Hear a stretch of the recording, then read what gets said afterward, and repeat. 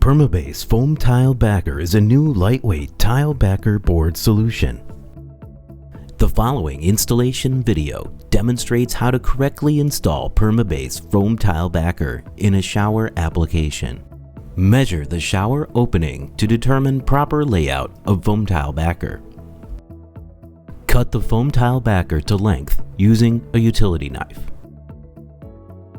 Position the foam tile backer against the framing, while ensuring there's a 1/4 inch gap between the bottom edge of the tile backer and the horizontal ledge of the shower pan.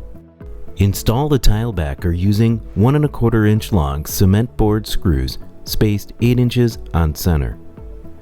Drive the screws flush with the surface of tile backer. Do not overdrive the screws.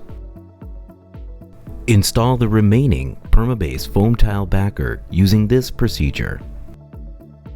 Apply a 4 inch wide, approximately 1/16 inch thick coat of modified thin-set mortar over the entire joint. Immediately embed alkali-resistant fiberglass mesh tape fully into the applied bonding material and allow it to cure.